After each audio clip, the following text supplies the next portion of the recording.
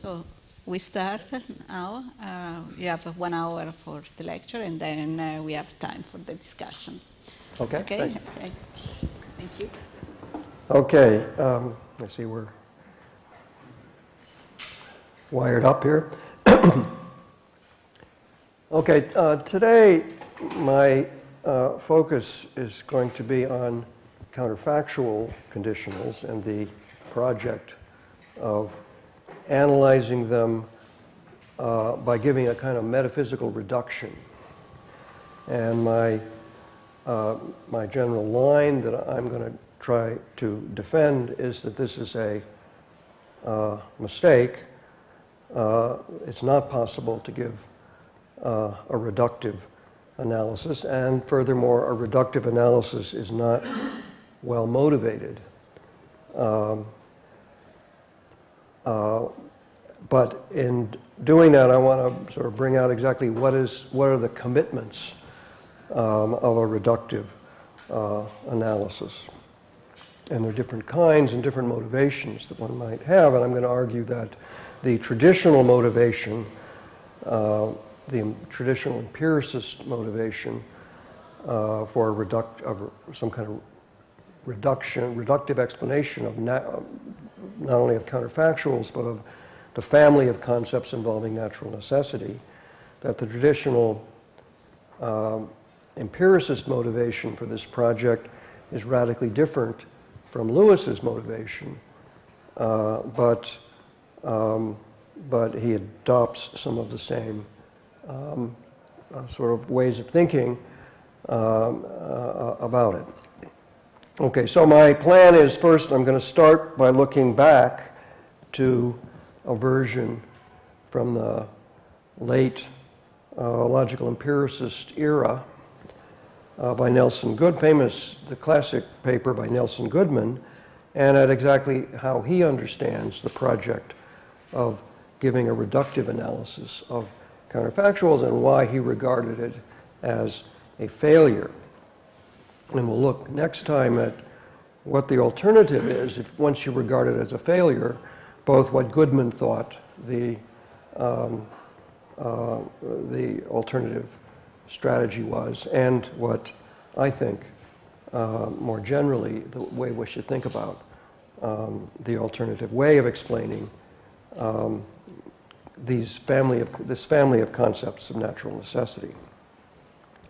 So I'm going to start by looking at Goodman. Then second, I want to make some general remarks about the strategy of metaphysical analysis. And of course, the traditional empiricists did not think of their analysis as metaphysical, but often later versions of the same kind of theory talk less about reductive definition, as if it were kind of a semantic notion, and more about a notion of supervenience. That is, that all there is in the world is given by some unproblematic description at a certain level, and all the rest is supervenient on that. That is, if you were to fix all of the facts of the unproblematic kind identified, then you will have fixed all the facts, everything that there is a fact of the matter about. So the later sort of version of the kind of reductive strategy is metaphysical in the sense that it's a theory about what there is a fact of the matter about. What are the facts in the world that we or the facts about the world that distinguish between real possibilities. Okay, so that's the second thing, is general remarks about them, including other kinds of reductive projects, but the general idea of a metaphysical reduction. Then third, I want to look at Lewis's more specific reductive project and at his concept of Humean supervenience.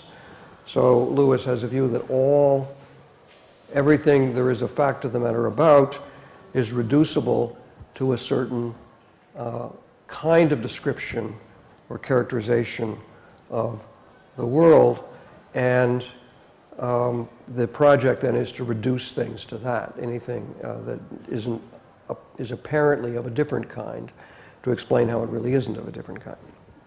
So a reductive strategy generally will be kind of hierarchical, and sort of goes with contemporary ways of thinking about metaphysics in a kind of hierarchical way. One makes a lot of deal about fundamentality, and there is a fundamental level of description of the world, and if there are other things, they are somehow more derivative or less fundamental.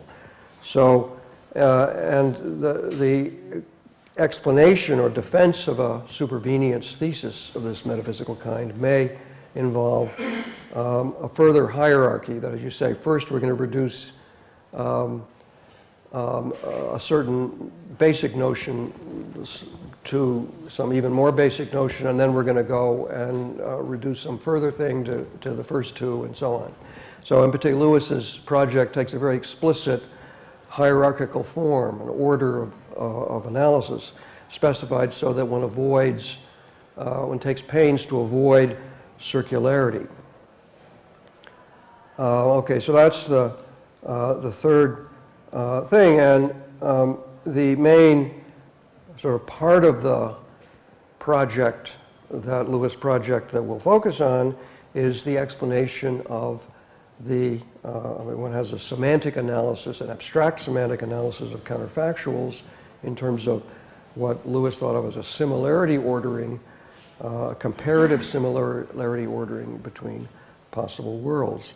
And one can characterize the similarity relation, the structure of it abstractly, but that puts very few constraints on the substantive nature of the explanation, of the nature of the relation. So the question is, how should one explain in terms that are unproblematic from the point of view of the supervenient space what the order of similarity is?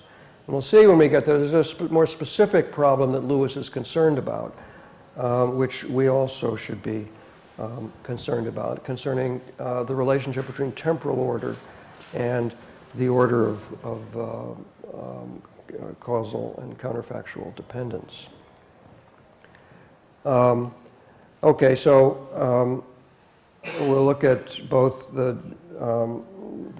general idea of Lewis's account and at his criteria of similarity that he proposes. And finally, at the end, I want to make some general remarks about the supervenient space, and particularly the contrasting motivations. I'm going to spend some time looking at some traditional empiricist ways of defending the need for Humean reduction to a Humean base, and contrast those with Lewis's very different ways of thinking about it. Okay, so start again, as I say, with Goodman's project.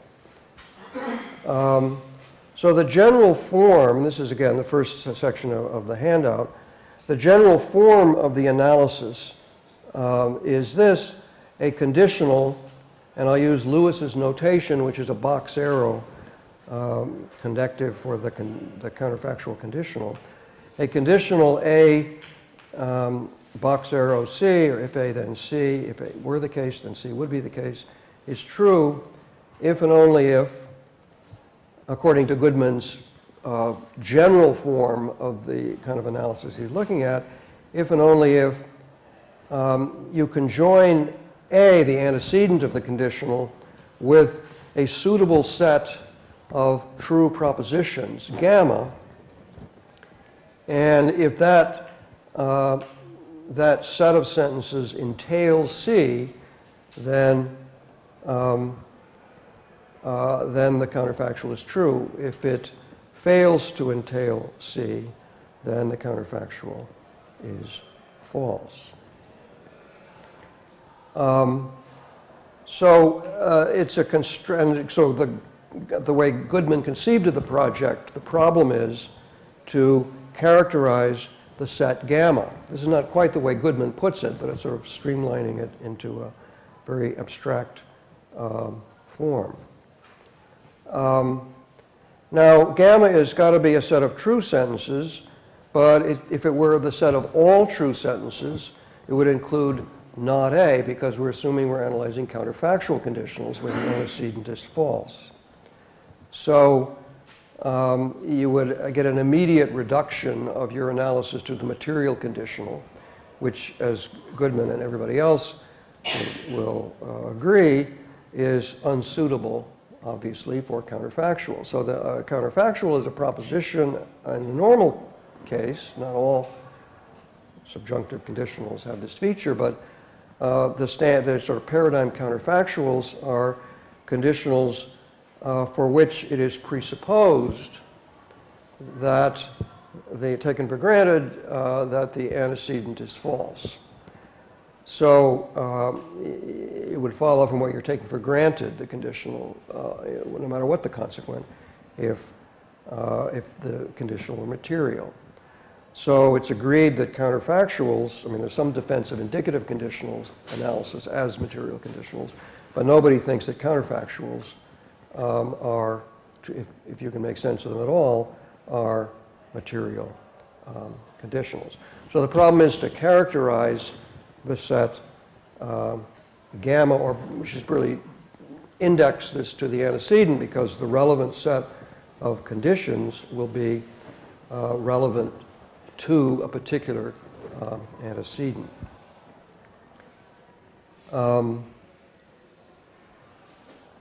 Okay, so Goodman assumed that the project of explaining gamma, or gamma sub A, would have a set of conditions which are facts that you can use to derive the consequent, is something that has two parts, a set L of laws of nature,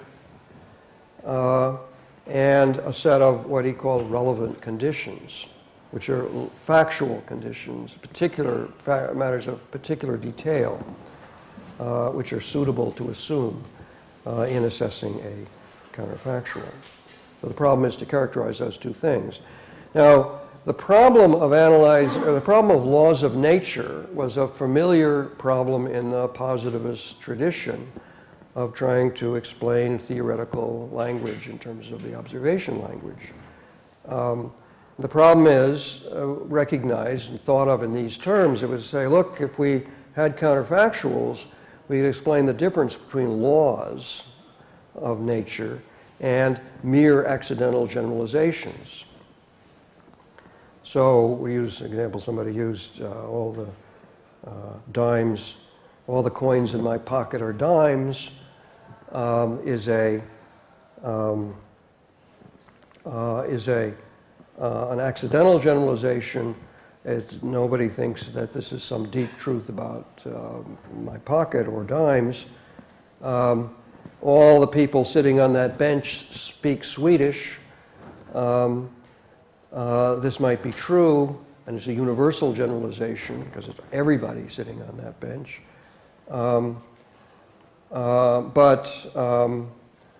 Obviously not a law.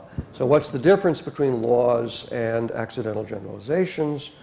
Laws, one of the ways of trying to explain it would say laws support counterfactuals.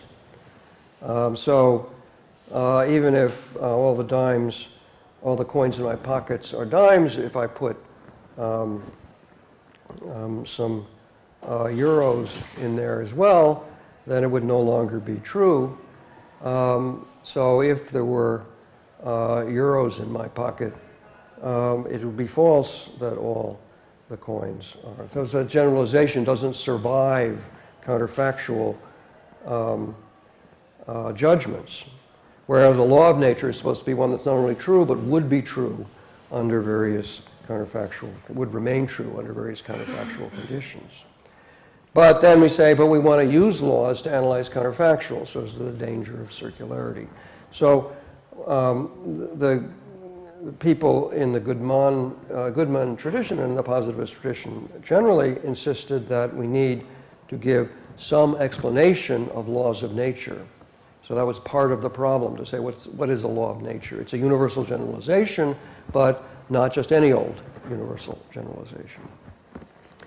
The second part of the problem is what, as I say, what Goodman called the problem of relevant conditions. So I use sort of standard kinds of examples that Goodman used. The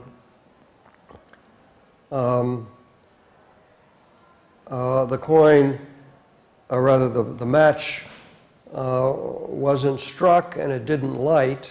Would it have lit if it had struck? You say, well, it's a fact that it didn't light. That's a fact that you can't obviously continue to assume as being something that would still be true even if the match were struck. There was sufficient oxygen in the room, as a matter of fact, and we can assume that if the match had been struck, there still would have been oxygen enough. The match was not put in water before it was struck. We can assume that in the world, as it would be if the match were struck, it still would be true that it wasn't put in water. Why do you assume these things can be maintained, these can't? So Goodman's project was to try to explain by using certain very specifically limited resources what the rules were for ruling in and ruling out various facts, particular facts, as well as laws of nature. So one can see this as a single problem, the problem of specifying the whole set gamma, including the laws and the relevant conditions. What are the constraints? And again, the constraints are governed by the motivation for finding an analysis. They're empiricist constraints. So we're allowed to rule in and out various properties in virtue of their truth value. That's given, that's to start with. They got to be true. But second, we can use logical relations between the antecedent, the consequent, or any combination of the antecedent and the consequent, and the candidate. So Vs is some fact S, some true sentence, because it's all thinking this in very linguistic terms, some true sentence S allowable into the set of relevant conditions. Well, we can say whether it entails or is entailed by A, whether it is entailed or entailed by C, whether it's entailed by some disjunction or construction out of these things or whatever, but we can't appeal to anything else. In particular, Goodman was very clear that it was not legitimate to appeal to syntactic properties, such as whether a sentence is disjunctive, for example, whether a condition is, a sentence stating a condition is disjunctive. That's a syntactic property of a sentence. But Goodman emphasized, and this is part of the whole Grublin story, that syntactic properties were ways of characterizing a certain particular way of expressing some I mean, we would say from proposition, but Goodman didn't believe in propositions. But some, you want to explain things in terms of the extension, because again, you want to talk about meaning, but you want to explain things in terms of the extension of the predicates that were relevant, the conditions that were relevant conditions. So if you could formulate a disjunctive sentence in a different way by having a primitive one that meant what the disjunction meant. And so that would be the same condition, really. So he ruled out the legitimacy, as did other people giving analyses of explanation and other notions in this time, ruled out the legitimacy of syntactic properties. Okay, so what's left? And Goodman tried various things. He said, well, you've got to insist that the condition can't be entailed by the consequent or by the falsity of the consequent, or by itself it can't entail the consequent. Together with the antecedent it can entail the consequent. That's what we want. But it can't entail the consequent all by itself, you might say, or it can't entail the negation of the consequent by itself. And it can't entail the antecedent, or maybe it can't entail the negation of the antecedent, and so on. And he tried out various combinations, and he also considered the possibility that maybe you should put a negative condition in. So you've got to find a set of relevant conditions that satisfy some properties, but there's no set of relevant condition that yields the opposite conclusion. So you might have a condition that enforces that you're never going to get if A then C, and also if A then not C. So he tried on various things and eventually said nothing's going to work. And his sort of rhetorical device for giving up at the end, it isn't that he proved that nothing could work of the kind that met his conditions, but he simply said, well, what we really need is a condition which he called cotenability. So what is cotenability? That is, a condition has to be cotenable with the antecedent, which means it's a fact, it's something true, but it's not that it would be false if the antecedent were true. So one of the reasons you can't include the match didn't light among the relevant conditions is that that's something that wouldn't be false anymore if the match were struck. But Goodman says, but cotenability is explained in terms of counterfactuals.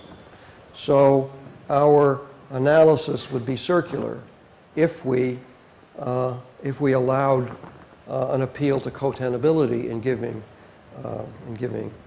the analysis.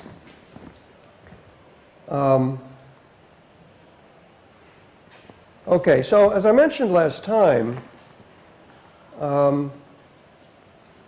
rather than giving up and taking it to be a sign of failure, that the most natural explanation of the line between relevant conditions and things that were not relevant or not allowed, or not admissible in this set, rather than give up when the analysis became circular, he might have thought, well, let's take our theory not as a reduction, but as a pair of axioms, which don't uniquely determine a value, but do constrain the interpretation. So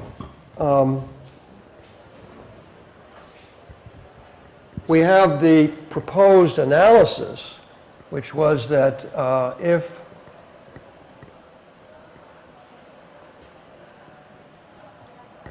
A then C is true, if and only if A conjoined with gamma sub A entails C. Okay, and then you say, so our problem is what's gamma A? And we give our circular account of gamma A by saying S is a member of gamma A. Any given sentence is a member if and only if it's not the case that if A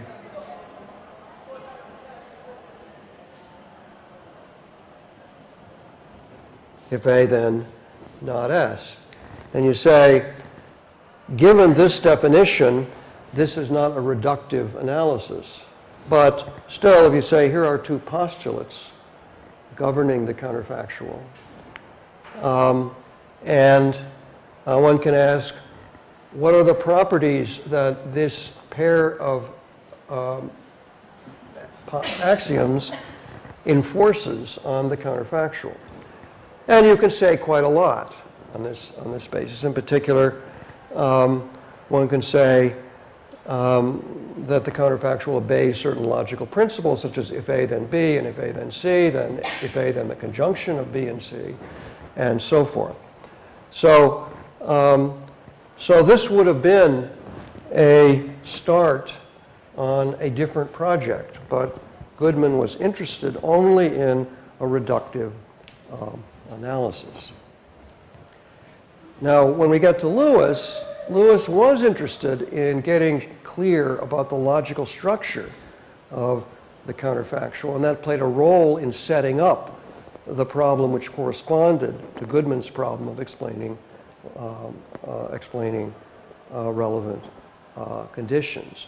So once you set it up and give a formal semantics for the counterfactual, simply taking for granted, in a way in which Goodman was not willing to, taking for granted problematic notions and saying we take them for granted and then we have the project of explaining them.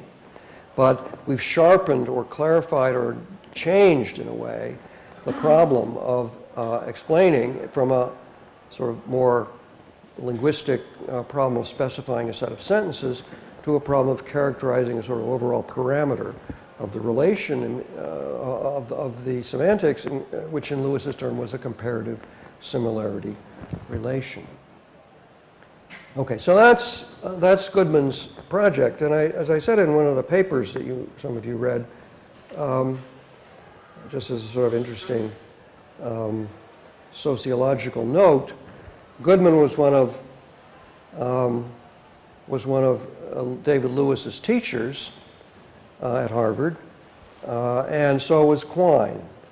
And Lewis took it upon himself as his early work to try to refute his teachers.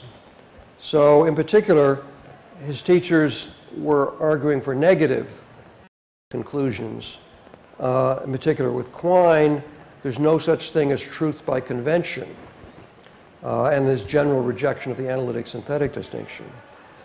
And Lewis's first project was an analysis of convention, an analysis which did not have the properties that Quine was worried about, and which did, Lewis argued, permit a coherent notion of truth by convention.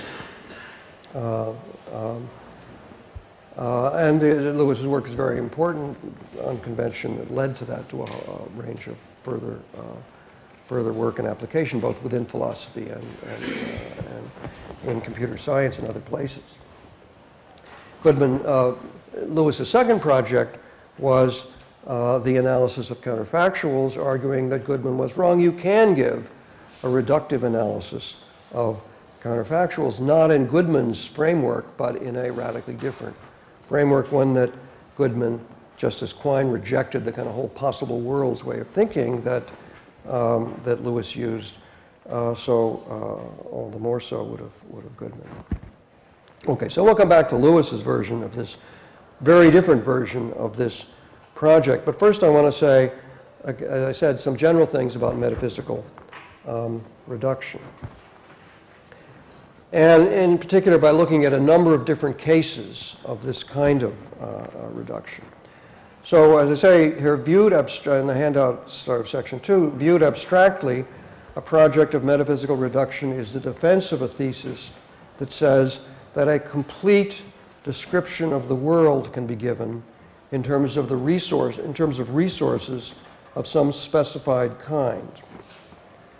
So, for example, to get some more traditional empiricist reductive projects, the original Carnapian and other early logical positivist project was an attempt, took the observation language to which all of science should be reduced, to be a phenomenalist language, a language where the basic concepts were phenomenal concepts, concepts of phenomenal experience. So color concepts, for example, where by color you mean a property of an experience. Different ways of spelling out what a phenomenal object is, sense data, different ways of saying what sense data are. But the original idea was to try to reduce objective language to phenomenalist language.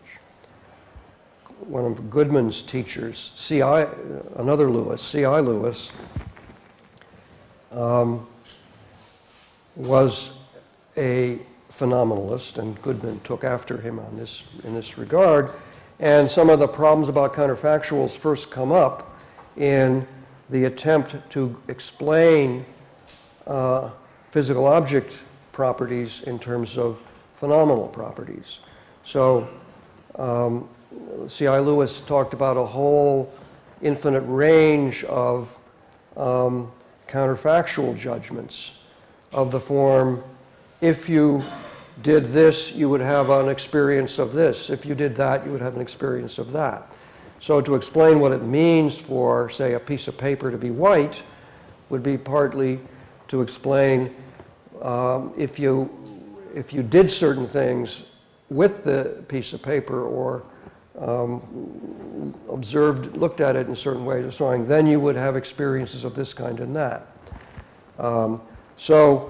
Enormously implausible, everyone thinks later, but that there's any hope. It's such a tremendously ambitious idea to try to take.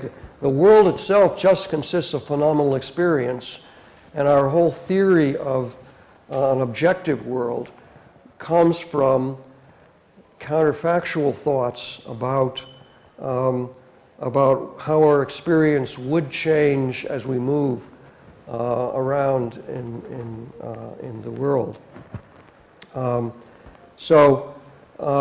problem of counterfactuals, as it sort of becomes particularly salient to Goodman, partly through his phenomenalist,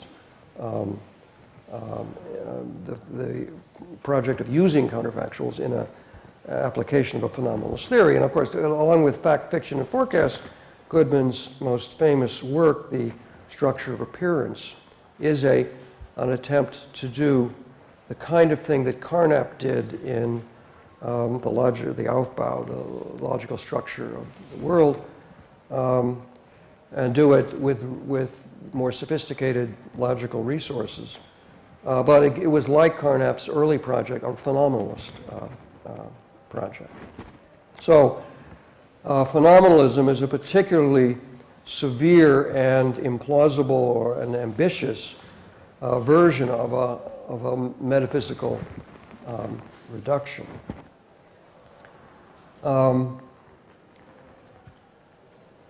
More generally, when the positivists became more moved from a phenomenalist language to what they called a physical thing language, there's a thought that we have an observation language, which is a language for describing the objective world, but describing the objective world in terms of observable properties of observable things in the world.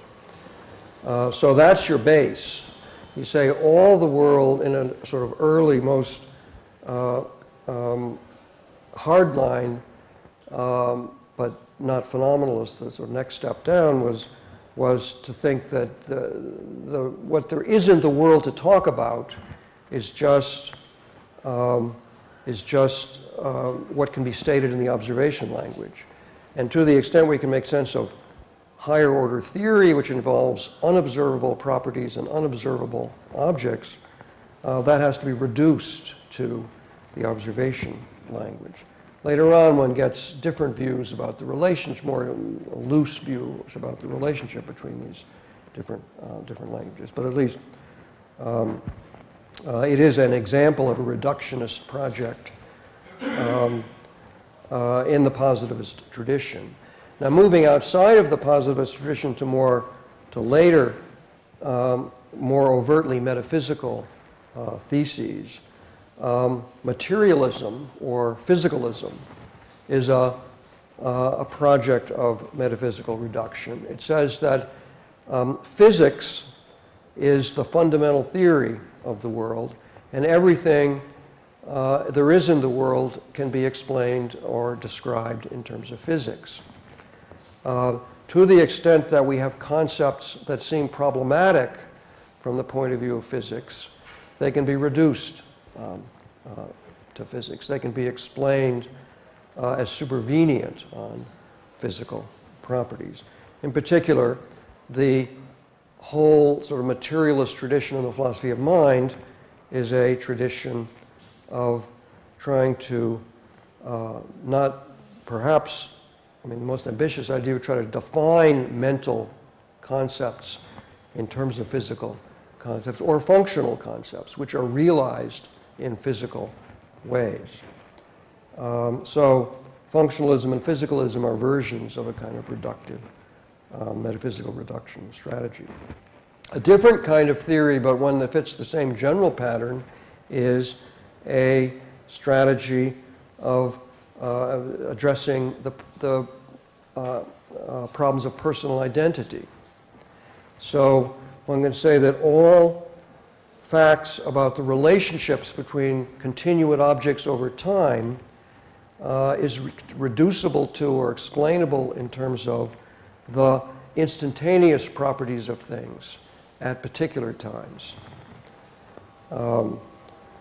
So someone like Derek Parfit, but also some other people who actually want to talk literally about identity, would say that we can give criteria of identity for continuate persons and also for continuate physical objects, what it is to be the same thing. But what it is to be the same thing is reducible to in some sense, or supervenient on, the instantaneous properties of individual things.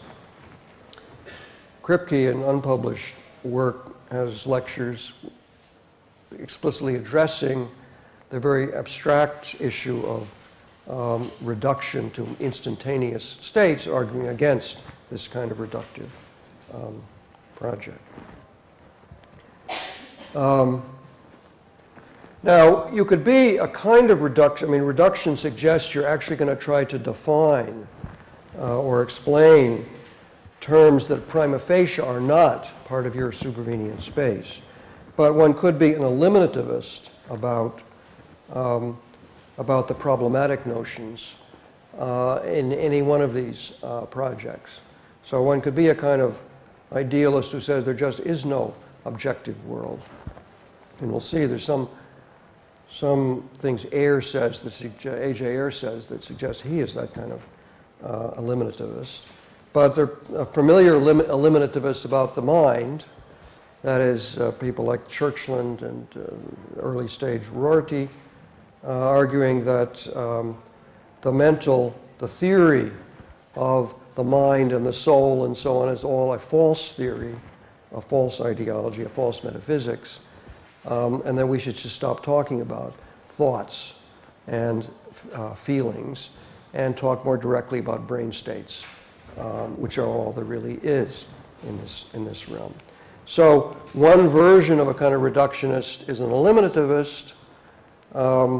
Another is more ecumenical, trying to explain how talk of the mind or talk of identity over time or talk of the real scientific entities and so on is all legitimate, but legitimate because it's reducible. Or one can give definitions or at least explanations of what we're doing when we talk about these other things. Quine, who is definitely an eliminativist about meaning and about certain mentalistic intentional notions, sort of made the point that in some ways he's like an anti-reductionist. So he said Brentano argued that intentional notions, mental intentional notions, are irreducible. They're for the further level of reality. because they're not reducible to the physical, and argued that they're not. And Quine said, well, he agrees with this. They aren't reducible, and therefore they should be eliminated. So the same metaphysical view as the materialist reductionist, but a different idea of what to do with the apparently problematic notions. Okay, so one example of, or perhaps more than one example, of this kind of metaphysical reductive project is to take the notions of natural necessity, a whole family of concepts, including objective chance, causal dependence and independence, causation itself, and so on. All of this family of notions should be, including just sort of natural necessity itself, should be need to be explained in terms of a base. But the main thing I want to make, so general point I want to make about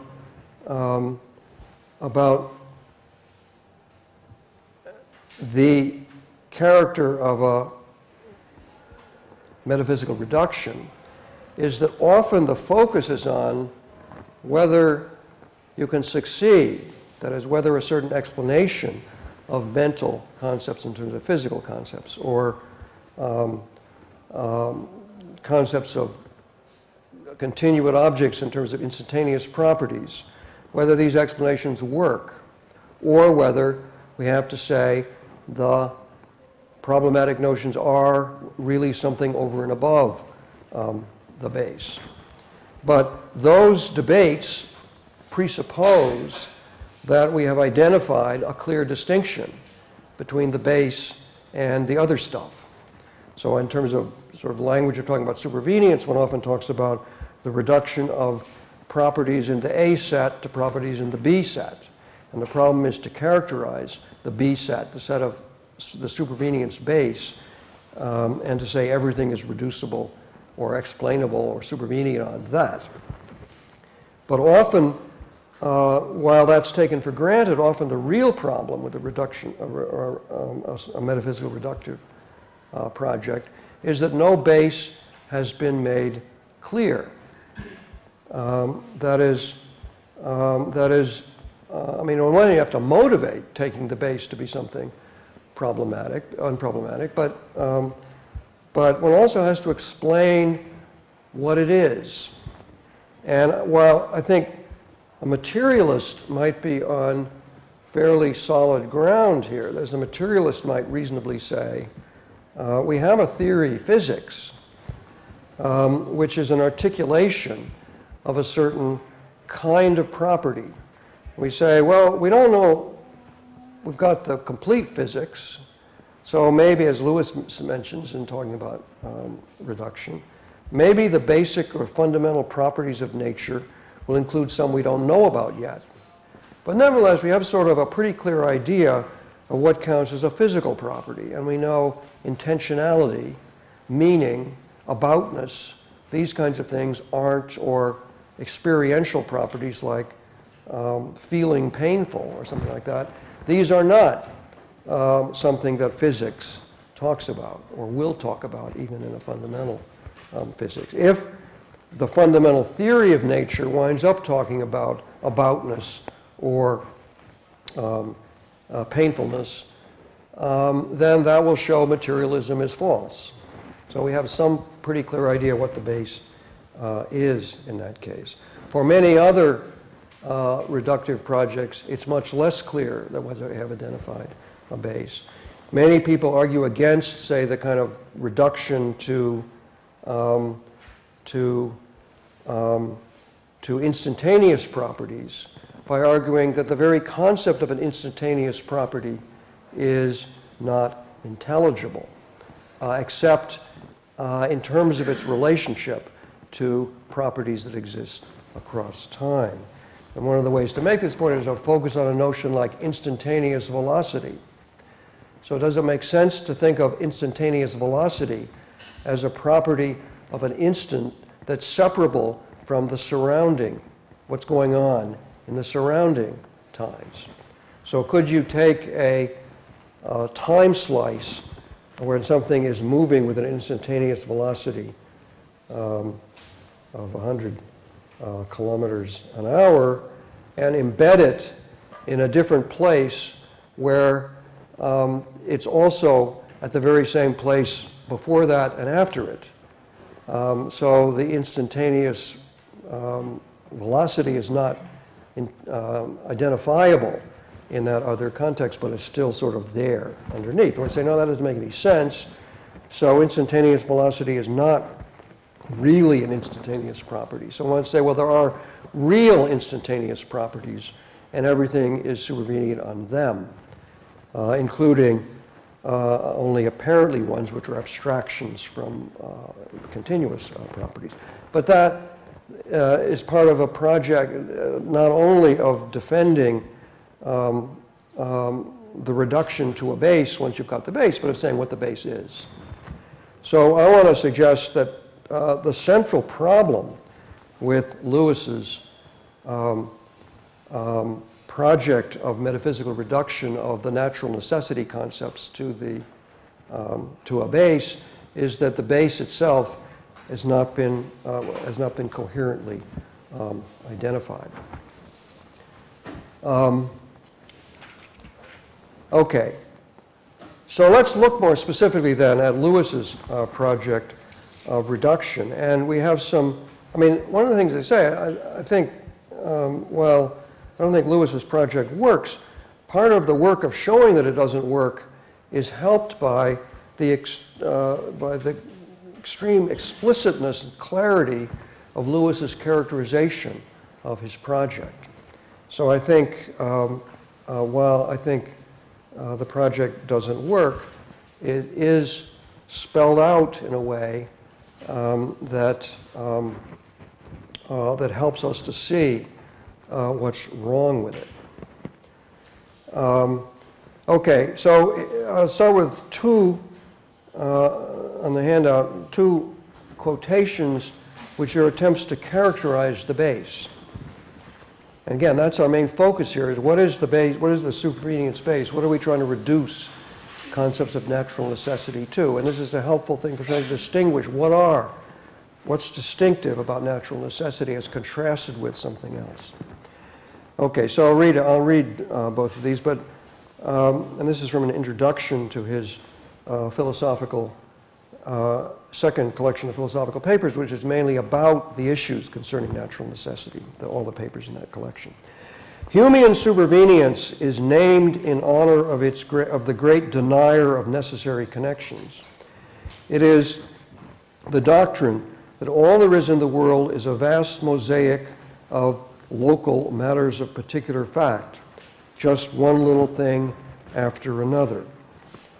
We have a geometry that is in our characterization of the world. So again, this is sort of a general theory. What is a characterization of the fundamental nature of reality? What form does it take? And he's very explicit about this. We have a geometry that is a system of external relations of spatio-temporal distance between points.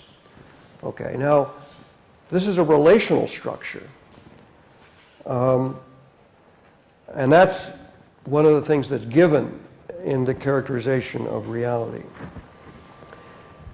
And then he says, again, this is put in a tentative way, but it's defining the thesis that he wants to defend. Maybe the points of space-time itself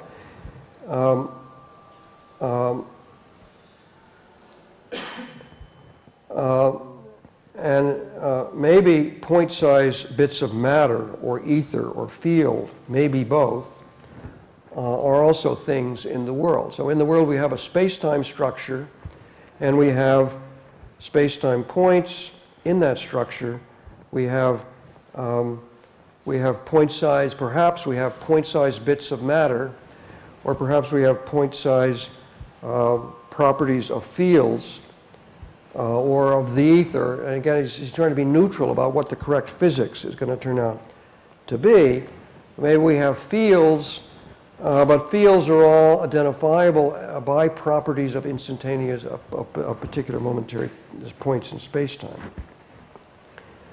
And at those points, we have local qualities, perfectly natural intrinsic properties, which need nothing bigger than a point at which to be instantiated. For short, we have an arrangement of qualities, and that's all. That's reality. There is no difference without a difference in the arrangement of qualities. That's the supervenience claim. No difference in anything else without a difference of this. All else supervenes on that. So that's the sort of rough, intuitive characterization of Humean supervenience. And they say, well, I think this is extremely clear in a way when we start looking at what these qualities of point-size things are. It becomes much less clear what we're talking about. Okay, second quotation, this one from The Plurality of Worlds, written a little bit later. The world has its laws of nature, its chances and causal relationships, and yet, perhaps, all there is to the world is its point-by-point distribution of local qualitative character. We have a spatio-temporal arrangement of points. At each, various local intrinsic properties may be present, instantiated perhaps by the point itself, or perhaps by point-sized bits of matter or fields that are located there. Okay, just repeating the same basic idea in slightly different words. And then, but going on, there may be properties of mass, charge, quark color, and flavor, field strength, and so on, and the like. And there may be others beside, if physics as we know it is inadequate to its descriptive task. Is that all? Are there laws, chances, and causal relationships? That is, or are laws, chances, and causal relationships nothing but patterns of which supervene on this point-by-point distribution of properties? Question mark, but that's the thesis.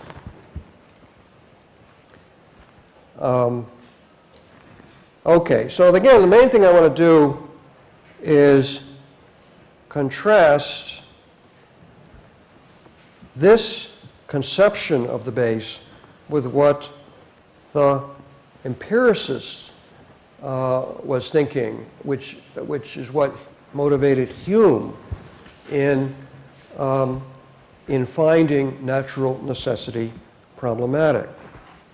So again, quoting Hume, upon the whole, there appears not throughout all of nature any one instance of connection which is conceivable to us. All events entirely loose and separate. One event follows another, but we never can observe any tie between them. They seem conjoined in space and time, but never connected. Okay, that's from the Inquiry, is again characterizing the way Hume's thinking of his motivation for this denial of necessary connection. It's because it's unobservable. Though there is no, and again, a specific remark about the notion of chance, which is one of the notions in the family of natural necessity concepts. Though there is no such thing as chance in the world, our ignorance of the real cause of any event has the same influence on the understanding and begets like species of belief, or it begets like species, a like species of beliefs and opinion, again from the Inquiry. And then one of the peculiar features of that particular quotation is while he's denying chance, he's appealing to cause. One of the causes of our, and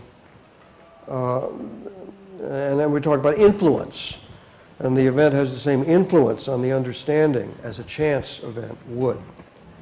So we have a kind of, as people have remarked and criticized Hume for his inconsistency in having a causal explanation for the fact that there is no such thing as causal connection. Okay, now, following in the same empiricist tradition with the same kind of motivation, we have, again, a whole page of quotations from a rather unfamiliar paper of A.J. Ayer about conditionals, in particular about counterfactuals. And one of the things Ayer makes clear is this is kind of the phenomenalist character, as in Hume, all what's problematic about necessary connection, it's not an idea that can be explained in terms of impressions, sense impressions, phenomenal properties of experience. And Ayer has the same kind of view. I propose to look upon the world as consisting of a bedrock of fact, and the only statements which I shall regard as being strictly factual will be those that are limited in their content to supplying true and false descriptions of this world, together with such statements as are obtainable from them by quantification of the use of extensional operators. All other empirical statements, or at least all those that function at a higher level, will be construed as relating to the arrangement or the explanation of what is to be in the primary facts. Again, it's trying to characterize the supervenience base as a level of bedrock fact, one little thing after another, as Lewis put it. But he emphasizes that he said, I'm making a distinction which ordinary language blurs. Thus, familiar objects, he's recognizing that our familiar common sense way of talking about the bedrock of fact, factual things in the world, even at the observation level, involve concepts that are causally loaded, something that many people have emphasized in criticizing Hume. So my examples are meant to be identified by their phenomenal properties. My reference to them is not to be understood as carrying a logical implication about their powers. And Lewis must say the same thing about his properties. Powers are, or capacities, or dispositions, are features of the world that are part of the problematic character that need to be reduced to the more basic level. At one point, Ayer considers the question a little puzzle about what we should say about a counterfactual flip of the coin. So if this is the case, if we had a clear counterfactual, how would the coin have landed if it had been flipped? It's a fair coin. How would it have landed? He concludes that the statement, if I had flipped that coin, it would have landed heads, is not meaningless. We can make sense of it, but it does not have a truth, it lacks a truth value. But then he raises a puzzle about this. He said, in our ordinary talk, we allow the principle of excluded middle, allow for truth values, applied to statements that are that there are flowers growing in some unexplored cranny of a mountain, not unexplored but never to be explored, shoals of fish swimming in a sea, even though their presence goes forever undetected. In these cases, we can indeed claim that the statements are testable in principle, but still they're not phenomenal statements.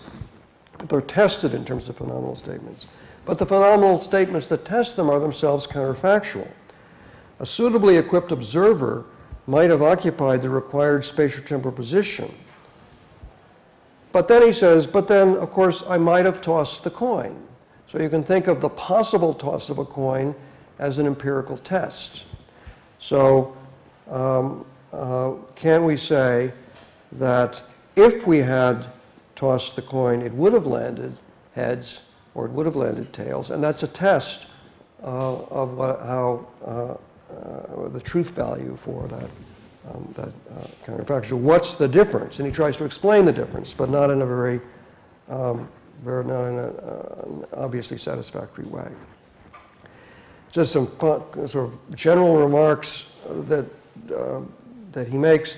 It's only at some level of theory that we can form any picture of an objective world. Okay, so the theory about the objective world is not part of the base in the way he's thinking of it. And again, a final remark, which is most striking example showing, of a remark showing that Ayer is kind of an expressivist, an anti-realist about the objective world. Right? The upshot of this discussion is that, in a certain sense, causes are what we choose them to be. We do not decide what facts habitually go together, but we do decide what combinations are to be imaginatively projected.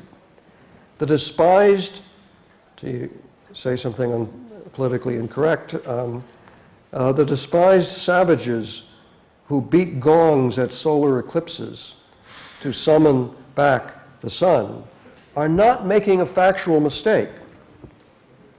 They see what is going on as well as we do, if you're talking about the objective reality.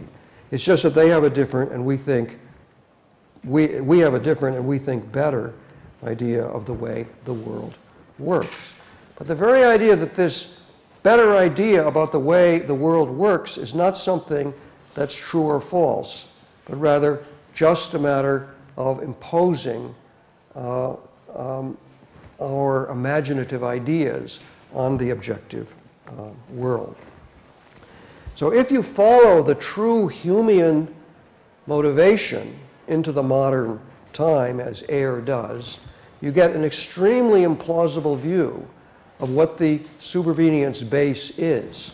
It's a phenomenalist base. But Lewis does not follow this, idea.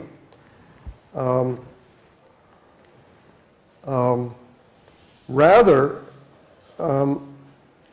as we saw in the characterization of Lewis's notion of Humean supervenience, the properties that we can take to be part of the base are the properties of point-sized bits of matter or fields, or things located in fields or in space. And he said these are properties like mass, charge, quark, color, and flavor. Field strength, and so on. Just the properties that Ayer said were not part of the base because they're causally loaded. But for Lewis, these properties, these fundamental properties of physics, are not causally loaded.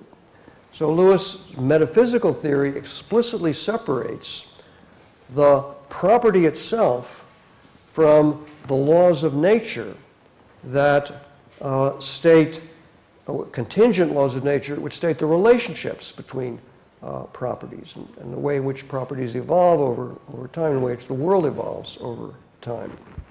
So one might think that it's intrinsic to the very idea, say, of electrical charge, that negative charged particles repel each other. But that's a law that happens, and it's a wholly contingent law. So Lewis would say, in another possible world, particles which are negatively charged attract one another. Or maybe they just are neutral with each other, or whatever. So the difference between positive charge and negative charge, between mass and energy and all these different things, all these are contingent properties of intrinsic properties which have no causal structure to them, or no causal properties. So the very idea that there are such properties is itself a highly problematic notion. So my general view is that we have a coherent Humean project, but one that's extremely implausible because I mean, you can understand how phenomenal properties, that is just the mere experience of a red color or warmth or something like that has no intrinsic causal properties.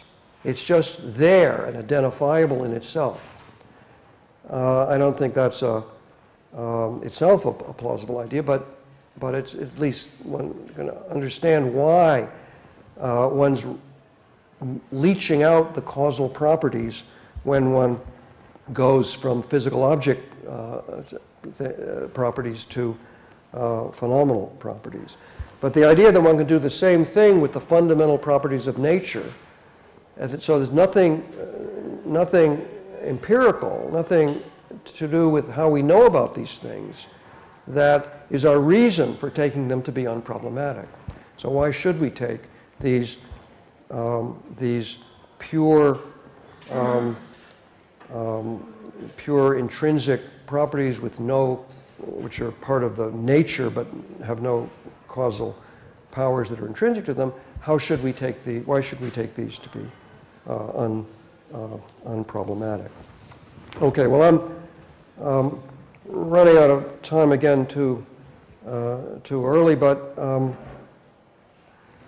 let me just say a little bit about the order of explanation in Lewis's project. So first thing we have to do, and this is what Goodman would have said too, but he didn't really have much of a theory of this.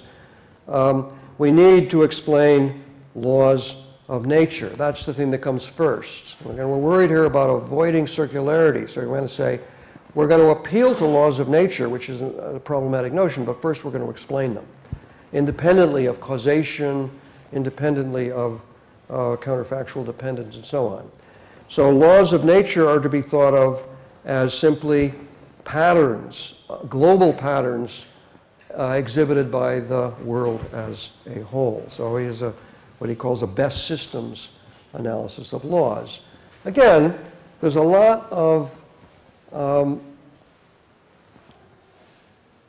the details aren't worked out by Lewis of these things, but a very clear idea of the order of explanation. So there's plenty of problems with explaining what the best system of laws is, but it's all to be supervenient on the pattern of distribution of particular facts. And so one wants to sort of have an economical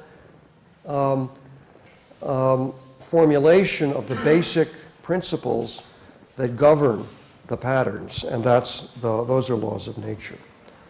Second in order is the explanation of comparative similarity in terms of laws plus distribution of particular facts in time. So counterfactuals come pretty early in this stage of a general reduction of counterfactuals to laws of nature plus particular facts. Then third, in terms of counterfactuals, we can define a notion of counterfactual dependence and independence. And again, it's fairly straightforward. This step worked out in clear enough detail. Fourth, causation is to be explained in terms of counterfactual dependence. It's not to be identified with causal dependence because there are all kinds of problems of detail in explaining causation, which he addresses over a whole series of papers. But as Lewis emphasizes, each step in the process has its own set of problems, and this is only a general strategy and not a finished reductive project, but it's clear what counts as success in this project, so long as one's clear about what the base is. Okay, then we'll talk more when we look to the alternatives to reduction at the specific priorities that he had, but you can look at that and see to see exactly how he's going to try to explain what the relevant comparative similarity relation is. He emphasizes that the ordinary impressionistic notion of similarity between possible worlds is not the relevant notion. Okay, so finally, just a remark about the supervenient space. Again, I've just said this, but for Hume and for Ayer, the Humean reduction is a phenomenalist one. Impressions are the source of all ideas. For Lewis, the base consists of the fundamental properties as identified by physics. But the question is it plausible to think of these properties as separable from their causal powers? Lewis is quite explicit that on his metaphysical picture, the fundamental properties are only contingently connected to their dispositional features and to the laws of nature. If one judges, as I do, based on this sort of schizophrenic motivation, really, for the attempt to find a reductive analysis, that the inductive project is misconceived, what's the alternative? What kind of explanation, short of reduction, should we give of the priorities that govern the selection of the relevant possibilities for the interpretation of counterfactual conditionals? So I want to agree with Lewis that what we need is some kind of explanation for the nature of this so-called similarity relation. But we don't have a reductive explanation, but we also don't want to say, oh, it's primitive, just take it, right? Use it. We want to say something about what function it's playing, and that will help us see how we make it. And the explanation I want to give does tie closely the criteria of similarity to the epistemic uses of counterfactuals, which connect with the epistemic uses of indicative conditionals. So we'll look back again a little bit at the indicative case and see how what role that plays in trying to characterize the respective similarity which we use to interpret counterfactuals. Okay, thanks.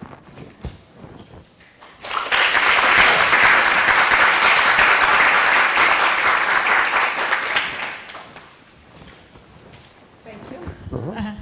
And so there is time for questions.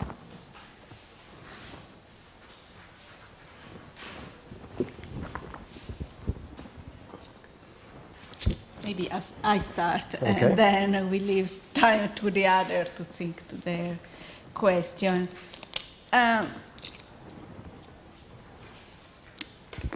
Listening to you today, it comes to me clear that the problem of the similarity among possible words, which is relevant for your account and for Lewis' account of conditionals in general, for Lewis just for the counterfactual and for you for all the conditional,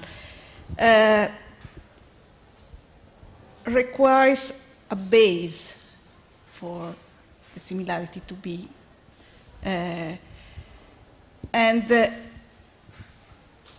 If the base is just constituted by local properties or local properties, as Lewis seems to say, as you say, there may be possible words, different possible words, which has the same local basis and different causal powers. Right. That's the idea.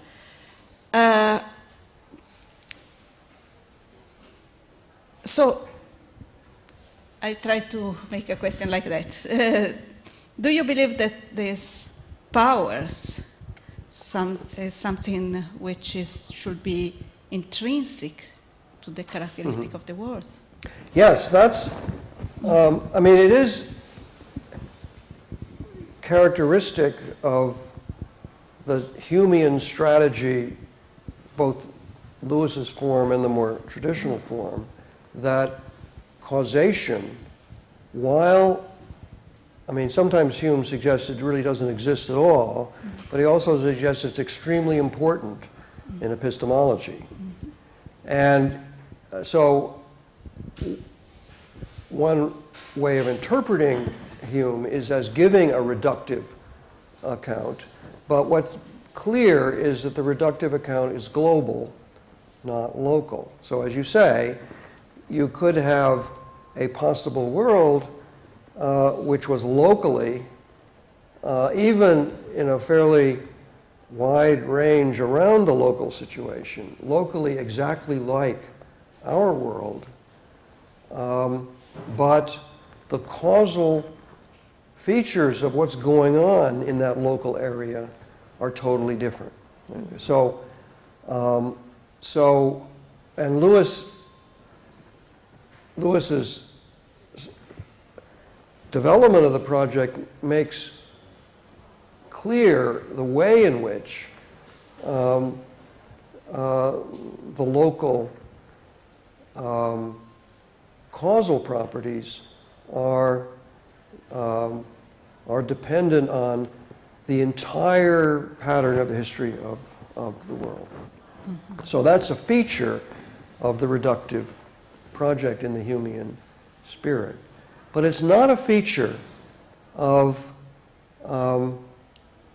anyone who wants to talk about counterfactuals as having a semantics in terms of some kind of relation of comparative similarity. So what contrasts the reductive project with the non-reductive project is it's not that we start with a more austere description of the possible worlds, and then in terms of those more austere characterization of the possible worlds, find relations of similarity and difference, and then gets the extra properties out of that.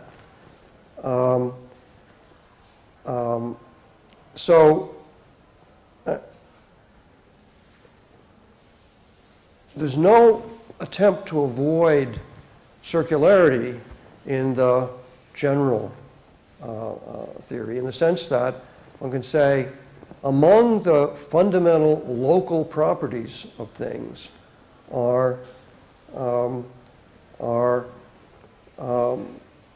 causal powers. And if those weren't there, things locally would be different. So the very idea of local versus global is itself problematic unless one has identified some base. There's a similar kind of thing in modal ways of thinking about modal metaphysical modality.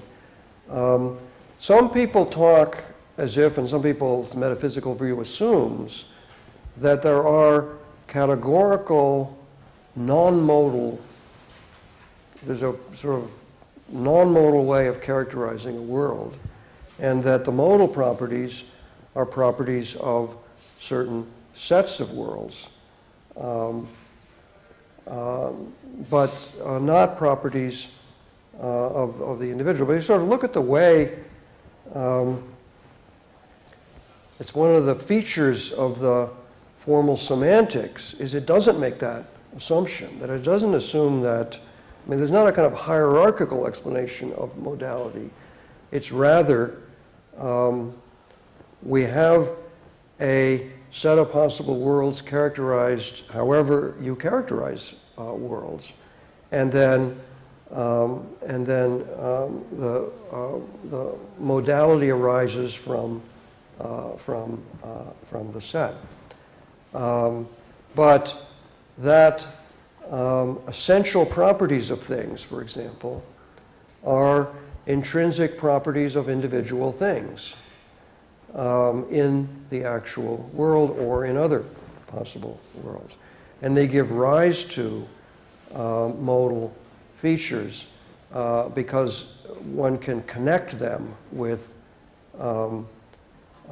relationships between other things. But it's not that you start with a theory that says, well, here's this local thing, and here are these other local things in other possible worlds, and then we add to that some counterpart ties between them. That's one kind of metaphysical theory, but that's not the basic theory. So you can say the things in different possible worlds are already identified.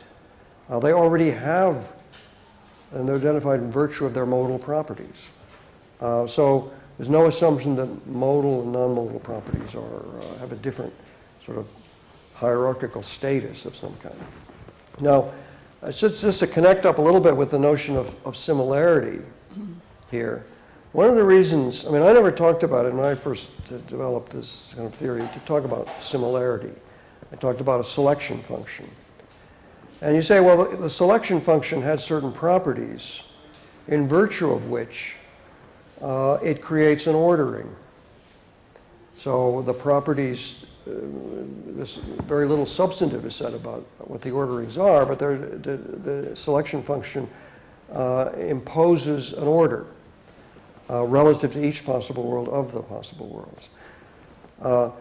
Similarity, I mean, one of the reasons a Humean, if you ask a Humean, ask about relations, similarity relations are reducible to intrinsic properties. Similarity with respect to color means the sharing of intrinsic monadic properties of having a color. So in a certain sense, similarity is a kind of relation that reduces to monadic or non-relational properties. There are logical relations, but relations between things in the world, to the extent they can be explained in terms of spatio-temporal property, then they're reduced to the relational structure of a space-time framework. And the other relations are relations of similarity. Causal relations are, this is a more abstract way of thinking about the Humean motivation, but the on the abstract level, relations of dependence and connection look like irreducible relations on the face of it, in prima facie, look like irreducible relations. So you can say if the project is to reduce them to relations of similarity, that is a kind of elimination of something problematic. But the kinds of similarity, and to the extent to which one can apply similarity to the way I want to think of the selection, it's not something explainable in terms of monadic properties. Mm-hmm. So the selection function is not determined by monadic property, is the right. In terms of some yeah. Some relations, relational properties. Mm-hmm. Right. Good.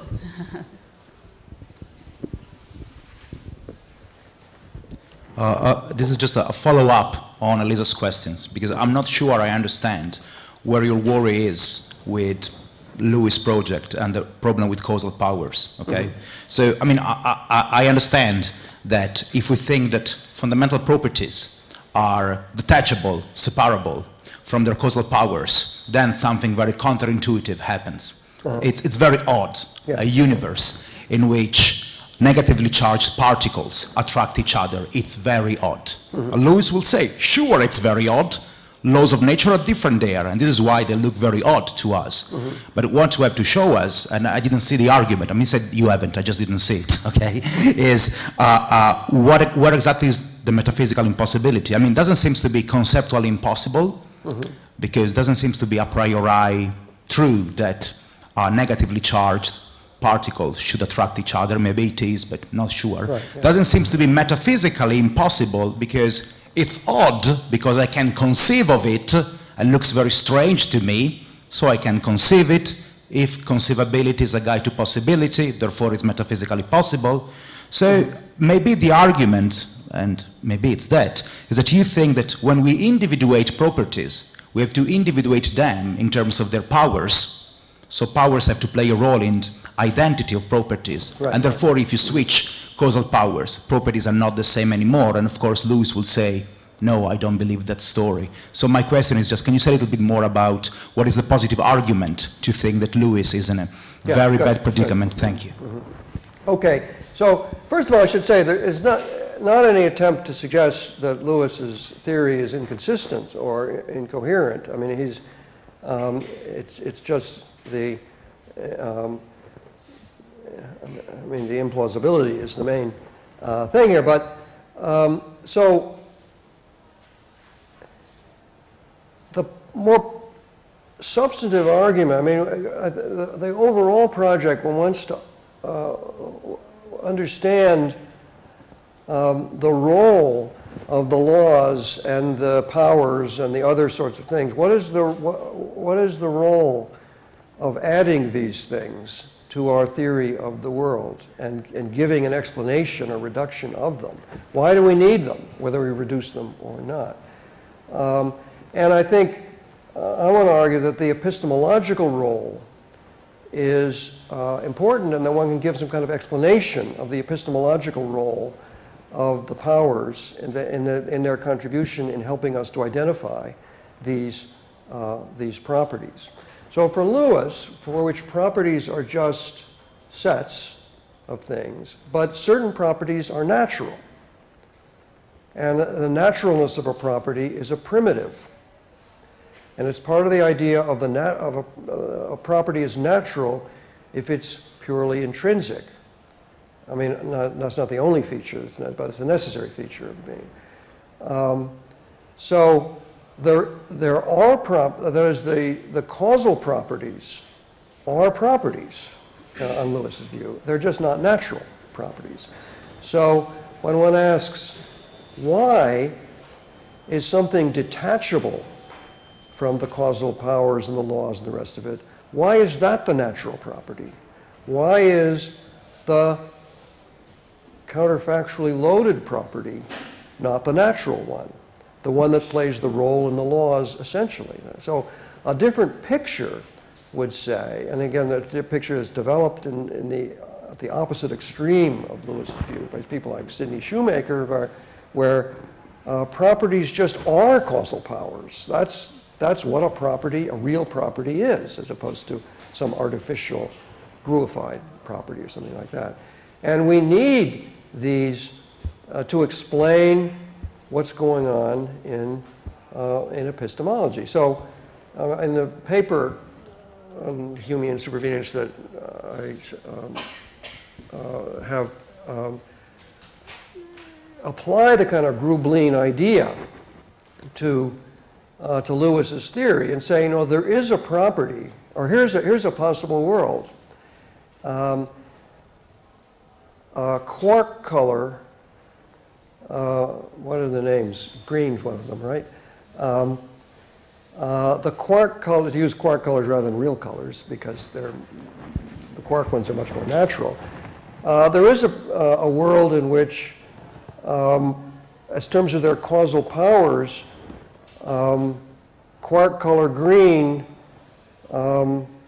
changes place with quark flavor. I've forgotten the names of them now, but I don't know what. But with a certain, or change with mass. I mean, with anything. Where two properties, since they have no nature that connects them with the laws, which simply change places. And I say, how do we know we're not in a world like that? Where actually they did change places 2 years ago, right? And at a certain time. And nobody would ever know the difference in that. So I say, well, we identify these properties. It's not just we fix their reference by their causal powers, because the causal powers might change over time. Or we don't know, we might be totally wrong about what the laws are, because the laws could be totally wrong, and yet nothing would appear differently to anybody. So the prospect of trying to explain how Lewisian natural properties play any role at all in our epistemology of explaining how we know that the laws are true is very difficult to see how it works. Now, at a certain point, there's going to be a kind of just clash of brute intuitions about this kind of thing. In particular, we'll see when we look at chance, Lewis says, in trying to explain the principle that we adjust our beliefs, our subjective probabilities to beliefs about chance, why should we do that? And I say the best way to explain that is in terms of a constitutive connection between the property of having a certain chance propensity and the reasonableness of forming certain partial beliefs when one knows about that property. That itself, that constitutive or definitional connection, helps to explain why chance plays the epistemic role that it plays. Lewis takes the opposite view. He thinks, I think I can understand how this happens in virtue of Humean regularities, but I don't see how it helps to call this thing a property. But I know we can explore that kind of detail.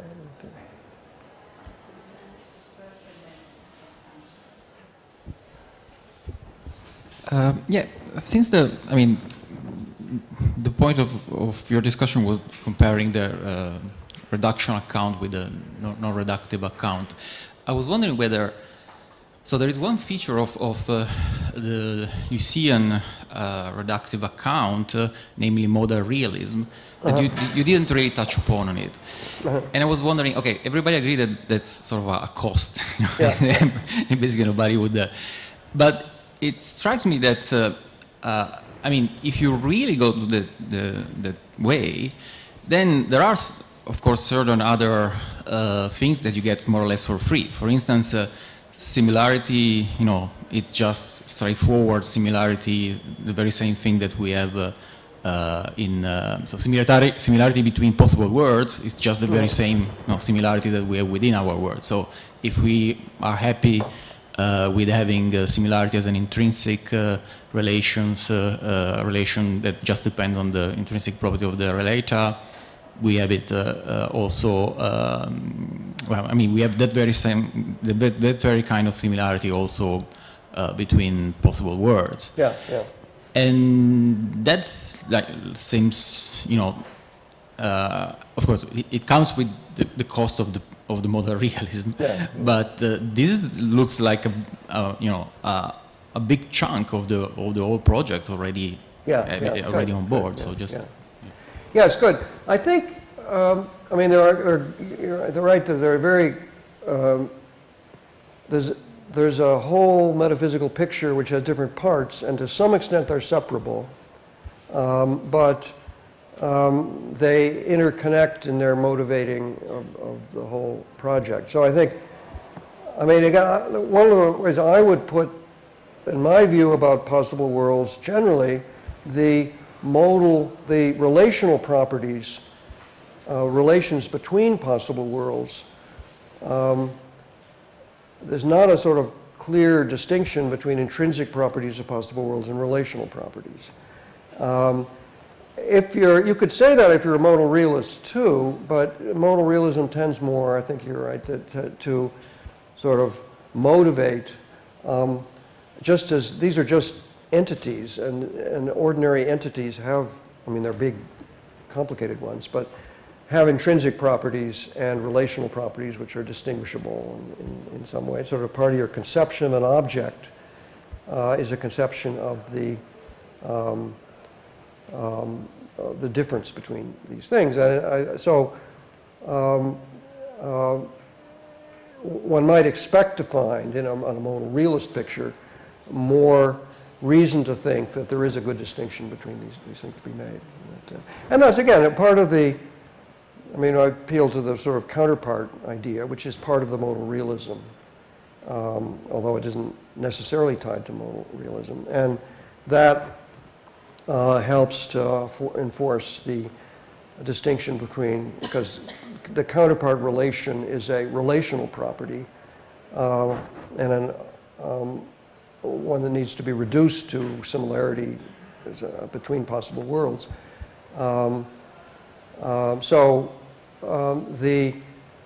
The sort of reductive project for counterfactuals is just part of a family of of reductive projects of the kind that go with this. So I think that's right, and that has to be brought. I mean, again, you know, one doesn't address big metaphysical questions generally by giving knockdown arguments against somebody, but I think what one does in doing metaphysics is tie various issues together and say, well, here's a package, Humean supervenience, counterpart theory, and modal realism, and to the extent that you find that package attractive, then it helps support all the parts of it.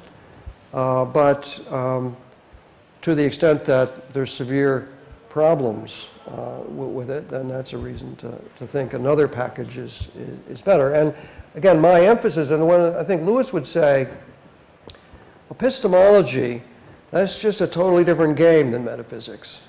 And I think that's just not right. I mean, I think you've got to understand our conception of the world as it is in itself, as the way we form a theory of the world is by also forming a theory of how we know about the world, and forming some conceptual resources, and it's the relationship between our epistemological, conceptual relation between our epistemological concepts and our metaphysical concepts, which helps explain how our epistemology works. So that's part of the big picture, part of the answer to Luca's question too. I mean, is that's part of the motivation for being unsatisfied with this reductive project of Lewis's.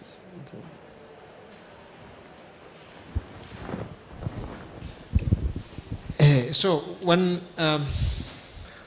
I teach students Stalnaker's theory of conditionals, I try to explain to them what the selection function is by saying, well, you apply it to the proposition expressed by the antecedent and to a world, and then it picks out the world that is closest to that world in which the antecedent is true. Now, you seem to distance yourself a bit from that sort of simplification, because you say, I talked about selection function, not about similarity. So the question is, if you could expand on that, and in particular, whether, you know, this kind of distance that you take from Lewis's notion of similarity gives you a different perspective on the problem that Kit Fine raised, which sort of motivated those priorities that that you have on the handout. Good. You know. Okay, so I mean, there's nothing terribly deep in the distancing from similarity. It's the main, I mean, again, there's a lot of different notes: closeness, similarity, some metaphor, minimal difference, and I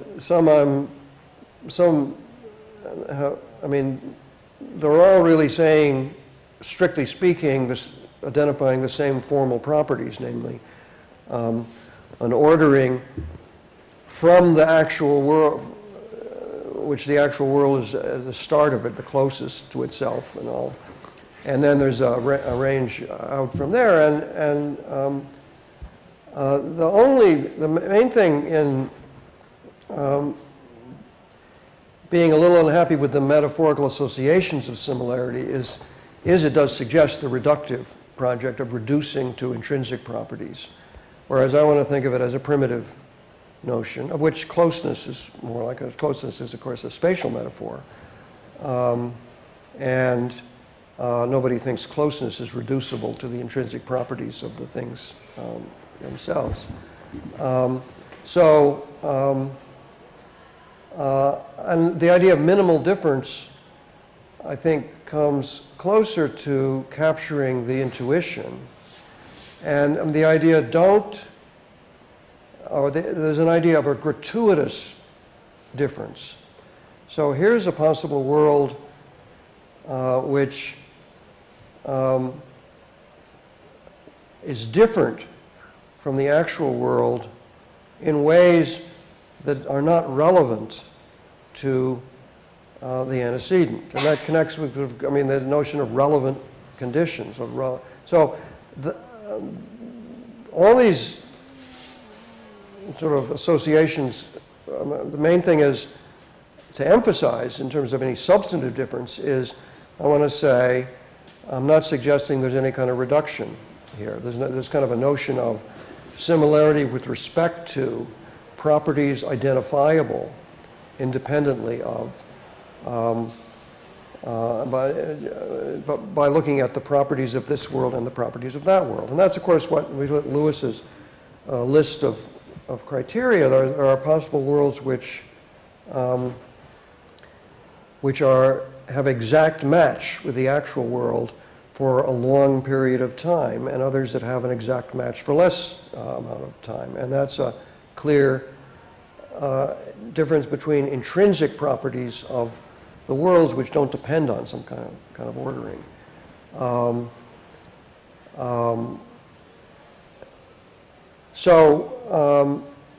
That's really the main thing. I want to say, if one looks at, spells out a little bit more, well, exactly what counts as minimal change. And I want to say, well, I mean, this is what I'll try to bring out in the next time, but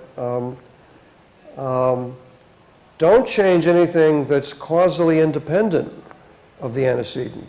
You say, what do you mean, causal independence? That's what you're trying to explain, right? And causal dependence is, in one notion, is definable in terms of counterfactuals. As Lewis says, first come the similarity relations, then comes causal dependence and independence, or counterfactual. I want to say that if you look at the various different attempts, piecemeal attempts to explain various notions in the family, you keep coming across a notion of independence, much more robust than the notion of causation. So I would say, I agree with Lewis that our explanation of causation should come later in our story, but an explanation of causal independence comes earlier in the story. And again, it's clearly not going to be reduced to something else, but we're going to be able to explain its role in epistemology. And that's, so, you know, if you say, suppose you could, if you think of the metaphor of change, tweak the world to make the antecedent true. What do you have no motive at all for changing something that's going on in some other part of the world that has no interaction with this. Leave it the same. But of course, we're using causal notions to say that, and so we're not engaging in a reductive project. But I think we'll see whether there's any help at all. I mean, I want to, as I say, I'm not, I mean, Lewis has a much clearer project in terms of what counts as success, even though he recognizes there are many parts that remain to be filled in. But I have a much more, much less clearer idea of what counts as progress in these things. As that's part of the difference between a reductive project and the alternative, is that the criteria of success, what are you trying to do, when have you made progress on your problem, is much more difficult to give a general account of. But it will remain a interactive project in the sense that we're going to develop a conception of what are the fundamental properties of nature together with a theory about what are the relevant similarity or closeness or selection or whatever. What are the relevant criteria for that? They're going to be developed in interaction with each other, not first do this, then do that. So that's the idea.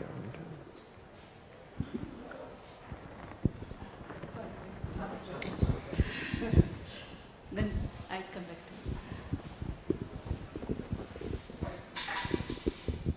you. Okay, thanks. So this is a bit of a, I guess, a more overview question that might not be directly related to the natural necessity stuff, but this has to do with the way that you characterize metaphysical reductions. So if I can just read a sentence from your handout just to see, this is probably just clarificatory.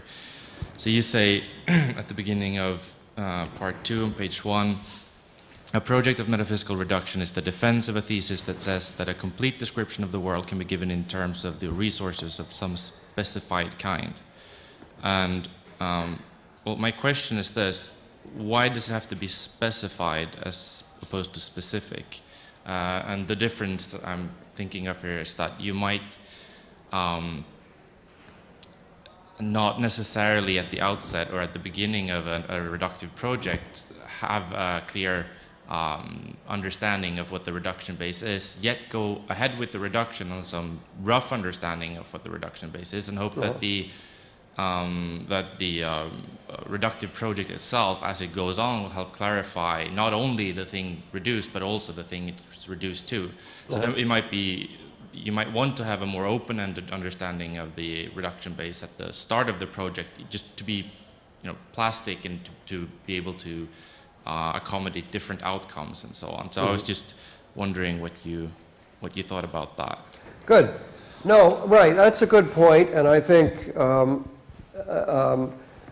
a point about the methodology of giving a reduction of this kind.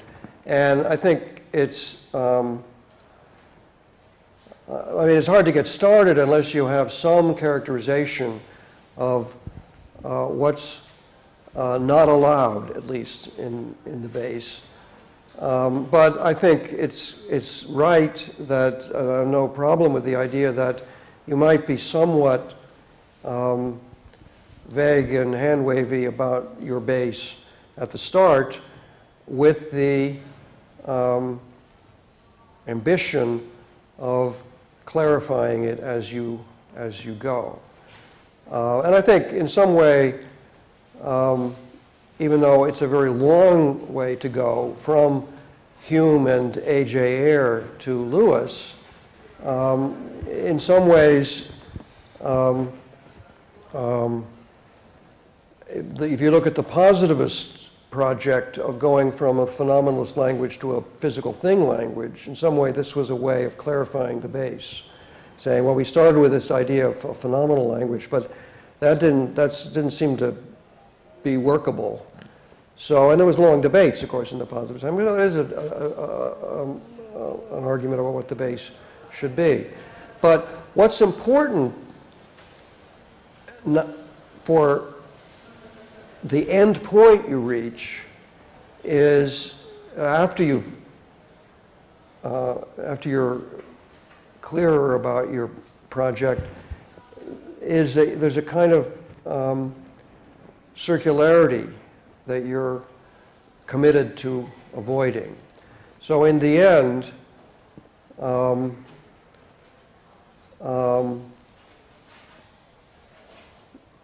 the base has to be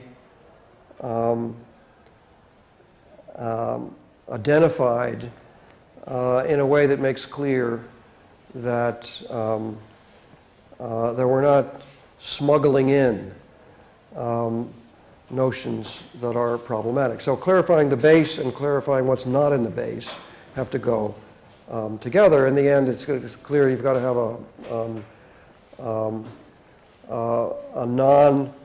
there's an asymmetry in the sense of the base has to be sort of intelligible in itself, and the other things derivative from it.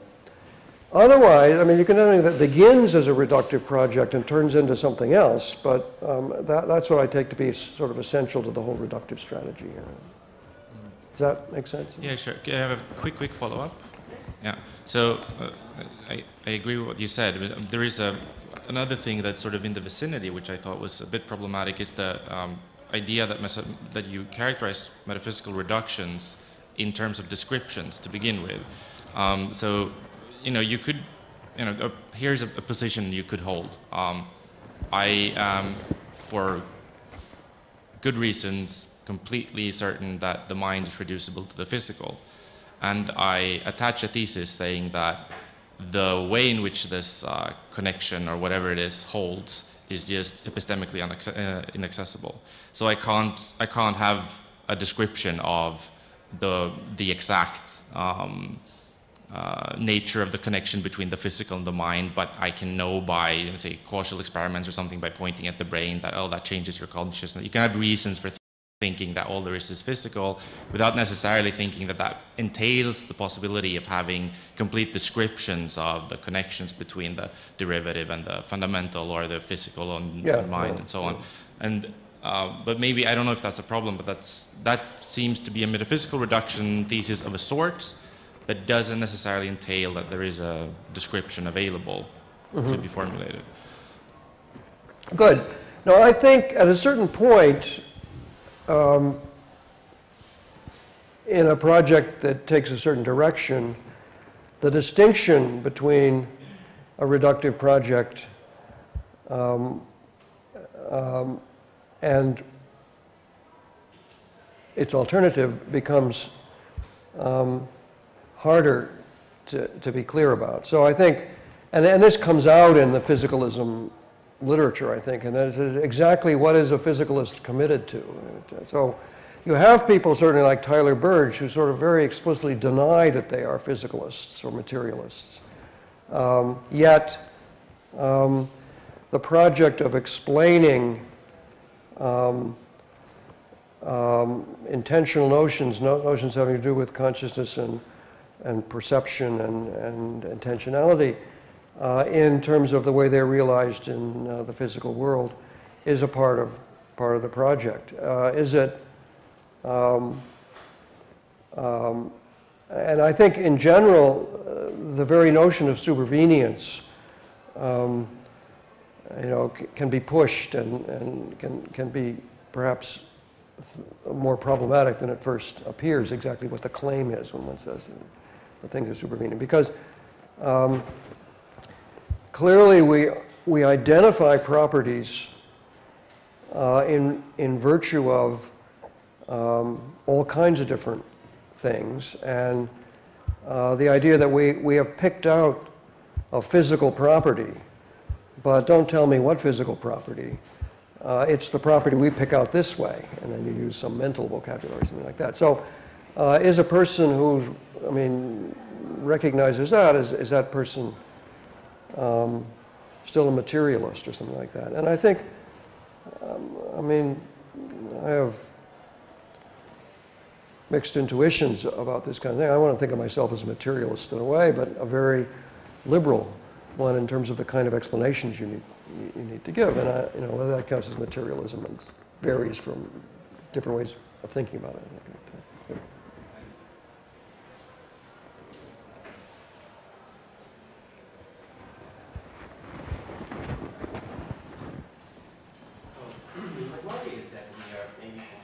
Two separate issues here, because when you said, for instance, that the selection function is not determined by the selection function is not determined by similarities between properties, you're using the notion of similarity in a metaphysical sense, which is the meaning of similarity or something like that. The U is used, but one thing is to give an account of counterfactuals in order to reduce, let's say, causal relation to a Humean picture. Quite another is to try to explain how speakers speak. So using a notion of similarity that is, let's say, a tool in order to explain why certain inferences are good or are taken to be good by speakers, and so on and so forth. So one thing is philosophy of language. They attempt to make sense of how people convey the information that they convey. And quite another is to explain how the ultimate structure of reality is. And maybe the notion of similarity that appears in many of your works is, I mean, more on the philosophy of language side than the metaphysical side. Yeah. Or, I mean, that's why. Good. So honest, it's right, I think, that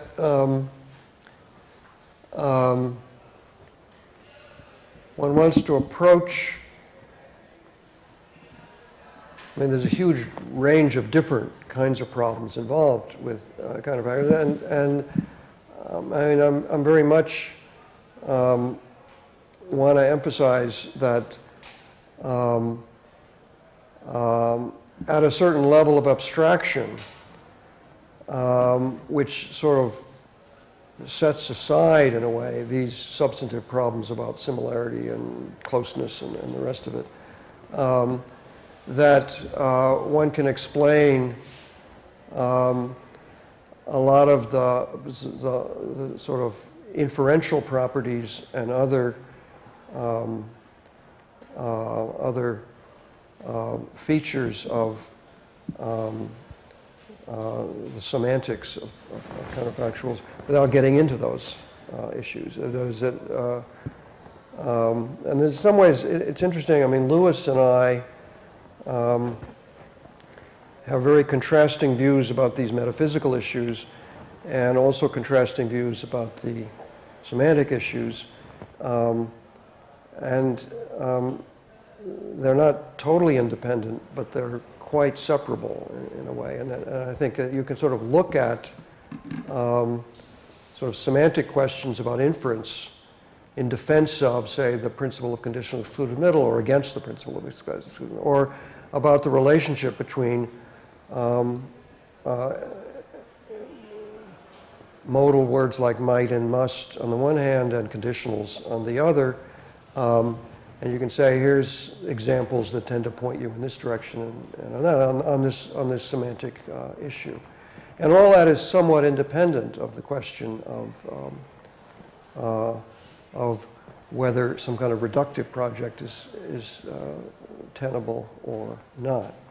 Now, when I've made the general remarks about closeness, again, and similarity, to the extent, I want to repeat, to the extent one's focusing on the structural features of which are shared by similarity, closeness, minimal difference, and things like that,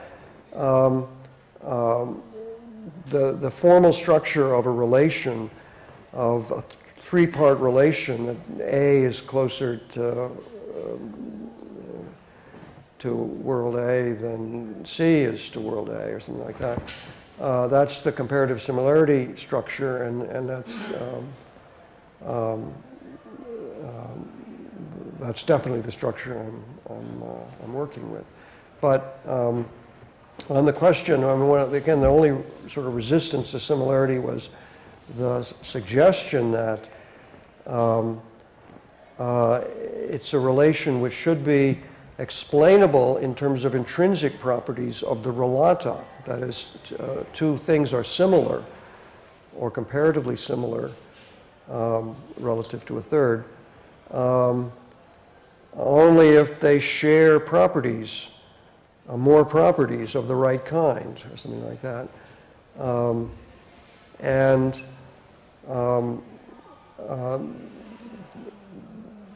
That suggests that the properties shared can be identified independently of the similarity, but the non-reductive project is going to deny that, so that's the main difference there. But again, I think it's right, that doesn't come in a lot of the questions.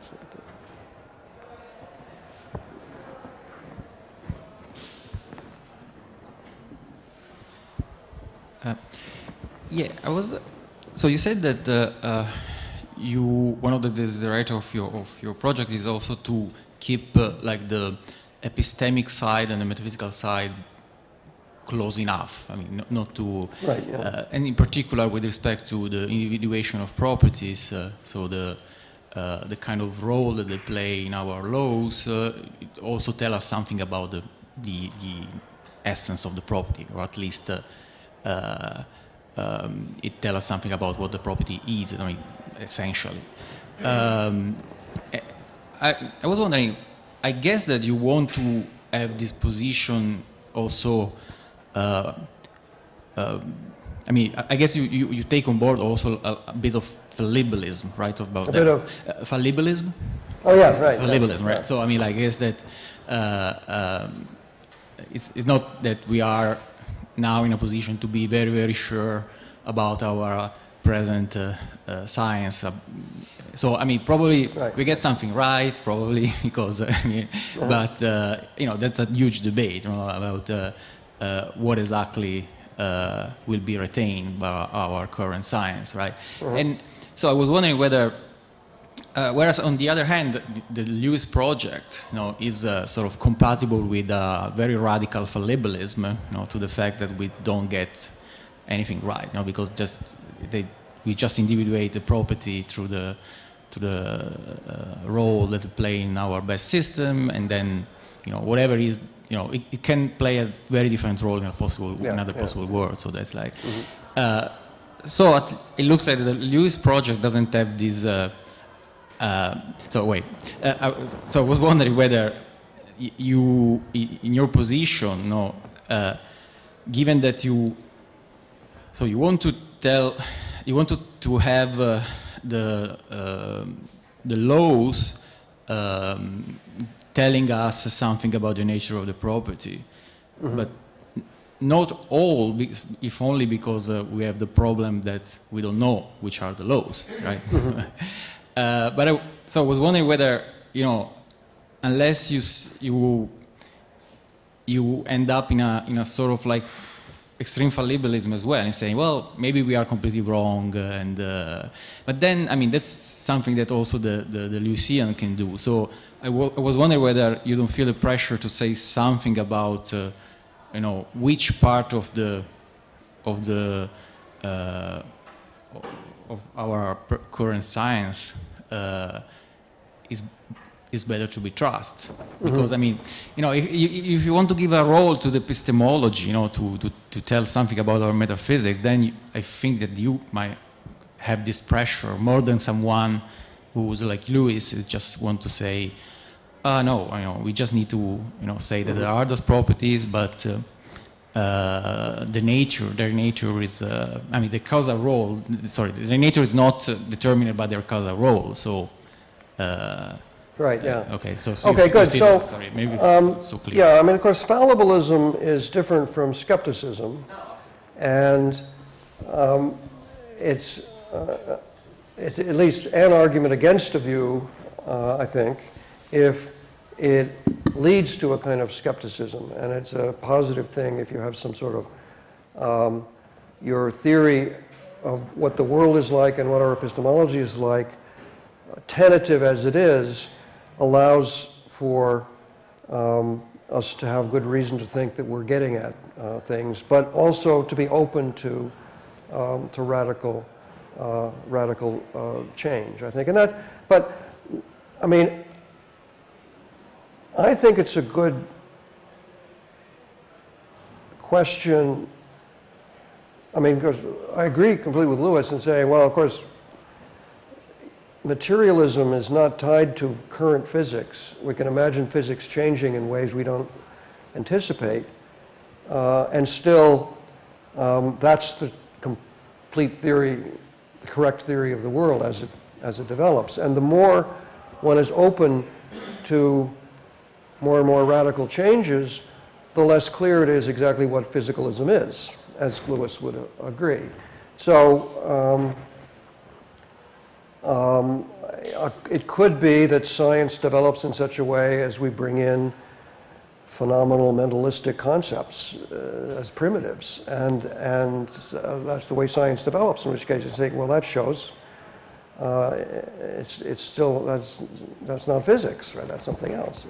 But the line is, you know, you can imagine ways in which so all the sort of panpsychists and so on are sometimes, that's a version of physics or something like that. So, yeah. So, but on my way of trying to develop things certain assumptions about causal structure are playing a crucial role. And what with quantum mechanics and various other parts of physics, there's various features of causal structure which may turn out to be radically different than we think they are.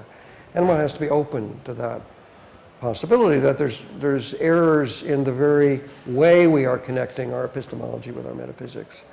But it's going to be our mix of epistemology and metaphysics which leads us in that direction, if that's the way it goes.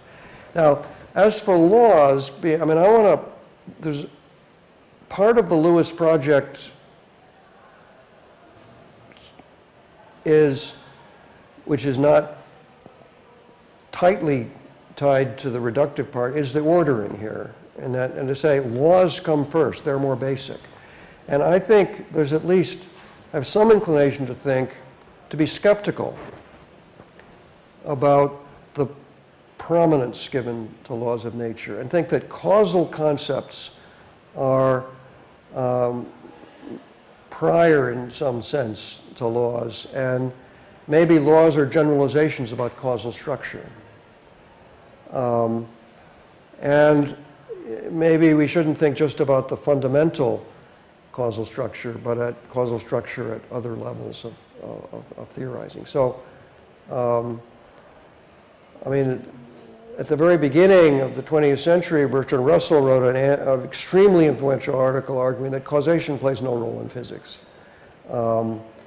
And that, nobody talked about causation through the whole positive time. They talked about laws of nature and gnomic regularities and things like that, but not causal structure. But causal structure plays a very important role in our theorizing about, and again, we'll talk about action, but as well as about epistemology. But it's not clear to me that it's all to be explained in terms of law-like connections. But we'll see. I agree that one should be somewhat open about what direction the theory should take. Okay. So it's more causal structure that individuates the properties rather than laws in general. That's I suspected it.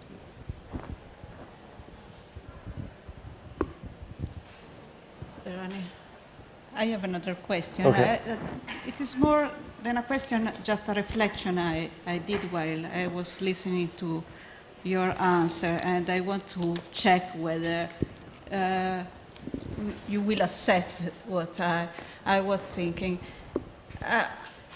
Because it seems to me that in this way in which you confront and discuss Lewis, it emerges what is the basic for you and for Lewis. It seems to me that Lewis started from this Humean reduction, and so for him is essential what those basic properties of natures are. Mm-hmm. And then he's ready to, in a sense, probably he's also ready to pay the price that there are things which can be unknowable to us. Yeah. As I see your project, that's my way, but I want you to react to it. You seem to be very much concerned. You start from the way we actually interact with the world, and you seem to build an ideal way, an ideal epistemic approach to the world.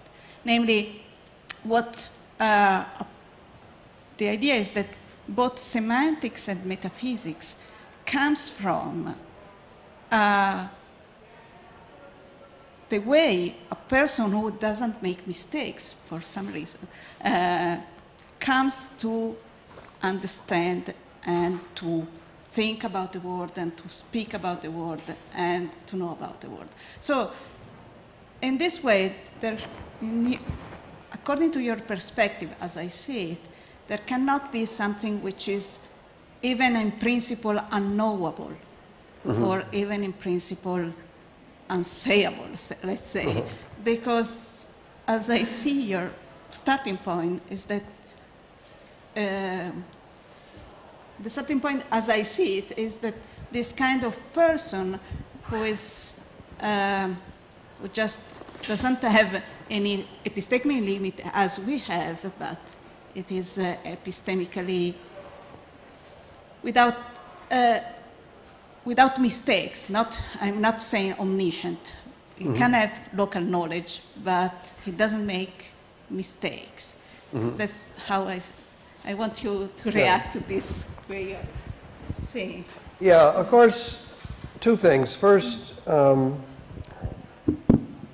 while I think it's good to start with knowledge, with what people don't make mistakes about,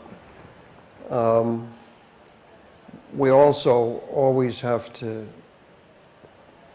add that, of course, we could be making mistakes.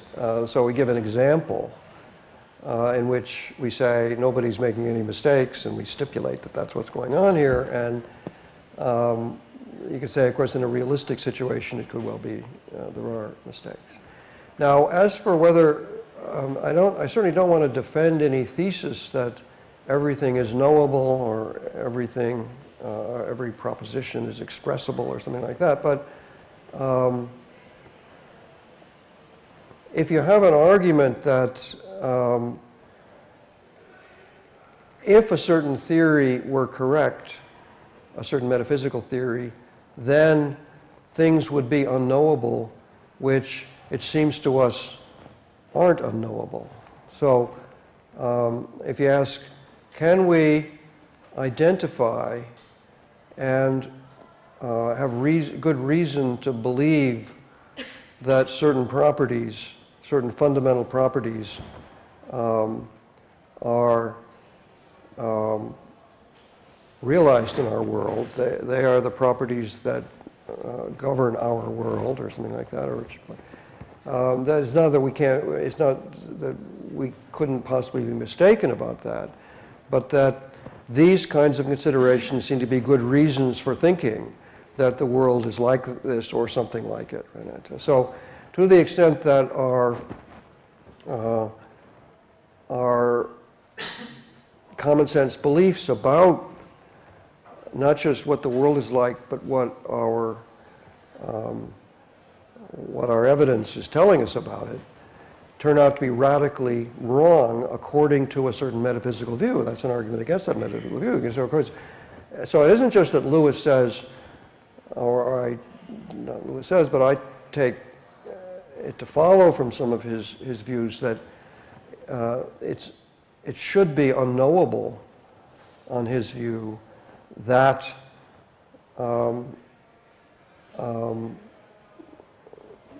there is a property of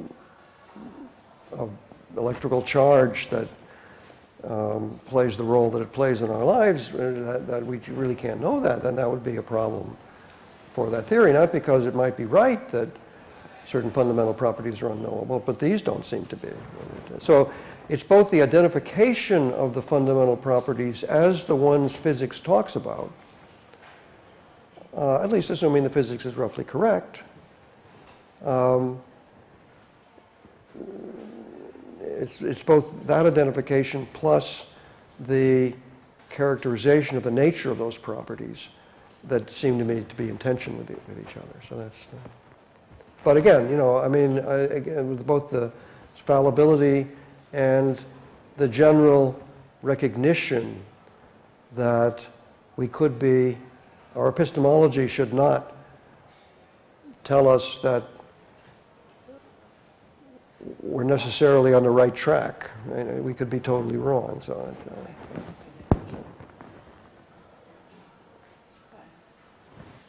Any other question? Well, I think that today we have a long discussion. Yes. We thank you for that. And so we continue tomorrow. Good. Thank you very much.